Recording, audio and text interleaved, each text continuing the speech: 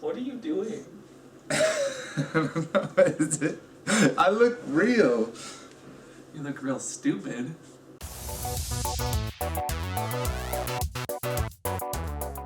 Hello! And welcome to What's the safe word? our weekly kink-friendly chat. I'm Amp. I'm Bolt. We're just taking a nice, campfire side chat this week to talk to you guys. I'm the fire. You should get that checked. We wanted to try something new on YouTube where we're just kind of talking to you people. You're so Touch. white. This episode is Kink 101. We are giving you a lesson in kink that you will never forget or will remember. Hopefully you remember it for at least a week. So like any good lesson, I think it's important to talk about, and we're talking about kink, which is also known as, BDSM, fetish. I mean, what's BDSM? BDSM was a term that was coined in, ironically, 1969. It was no, what? It's terrible. Terms, bondage discipline, sadomasochism, and dom-sub were all combined into one phrase, BDSM, in a giant orgy of an abbreviation. Good choice of words. Yeah. So where exactly and when exactly did BDSM start?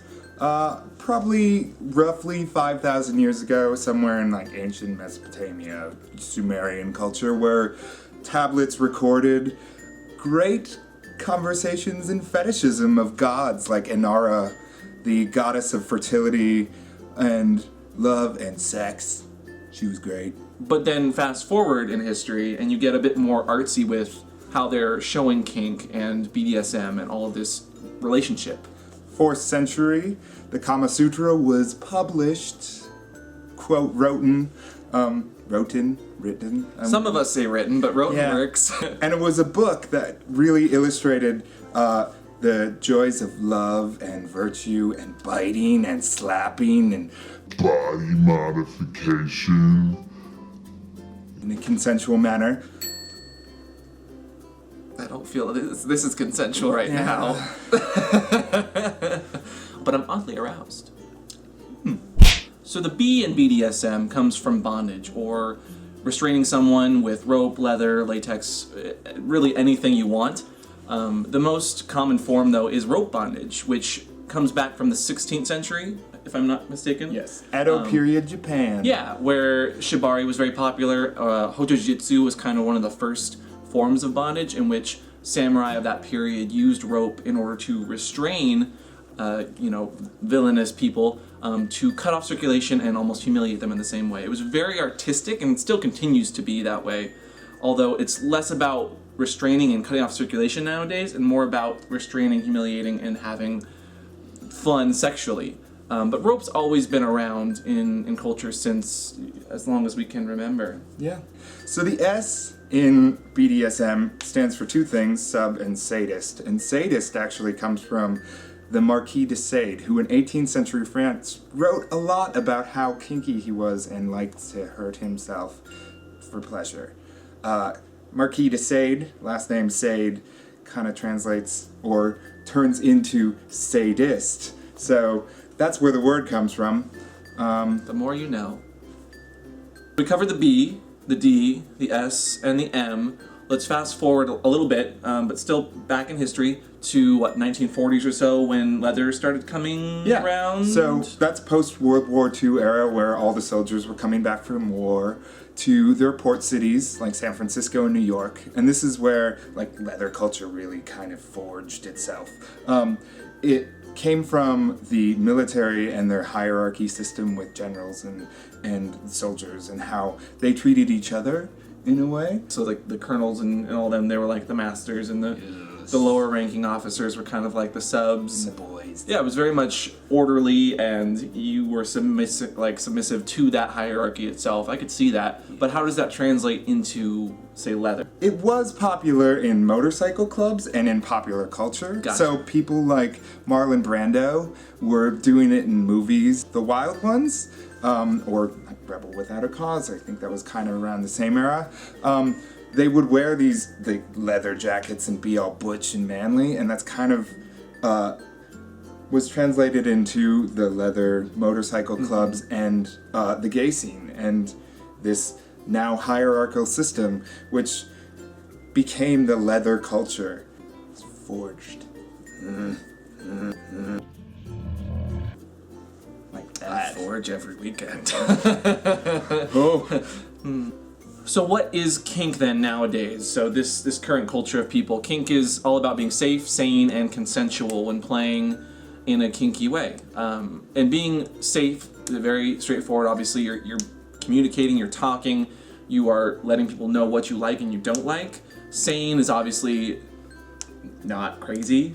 And consensual is all about giving that consent and talking and letting people know that you don't want to be hung upside down by your legs and then slapped around. Who likes that? And for whatever reason, a lot of people tend to think that being kinky is a bad thing. Studies actually show from Health and Science Board that people that are kinky and like to get safe, sane, and consensual actually have healthier relationships. Aww. No, our relationship's shit. Because they're always talking and they're always being consenting and they're always having that constant communication that in other relationships where people are maybe more vanilla or just not as communicative are driving wedges between each other because they don't know how to talk about shit. Okay. Yes. Yeah, that's normal, everyday movie relationship right there. Yeah, pretty much. Girl meets boy, boy's into really, really hot kinky sex, girl is just like, oh my god, I've never done that before, sure, you can do whatever the fuck you want. And then boy takes advantage of her and totally rapes her, and then they write 3 fucking books about it, and then it just becomes... But on a serious note, 50 Shades of Grey is fucked up. No, it is not real. Have you actually read the books though? No. No, neither have I. BDSM doesn't actually need to be about leather and gear and rope and daddies and smokers and cigars and hot hair and sweat and So, if you're not sure if you're kinky, you probably are. Oh. I mean, if you like anything outside that social norm and you're having fun and you're enjoying it and you're still being under that safe, sane, and consensual, it's not something you need to worry about. Just do you. You do you. Whether it's with a dildo or with your partner or, you know, just literally do you. Yeah. And that about wraps up our brief introduction to Kink 101 kind of stuff. Always make sure that you're, like we said, playing safe, sane, consensually, and just exploring your kinks. Be smart, be creative, and most importantly, always have a safe word when you're talking about kink and playing and meeting someone new. A safe word is when you are in a scene, also known as, you know, the kinky sex, and you need to stop. You have had it. Safe words are always, it's best to be something you're not going to say often, so don't make it like God or yes or fuck me. Something more creative like Godzilla. That'll be our safe word of the day.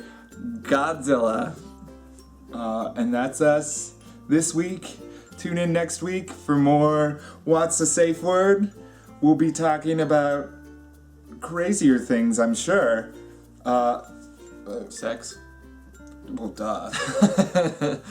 If you guys have any questions or comments, leave them below. If you have any ideas for topics or something you want us to talk about, let us know.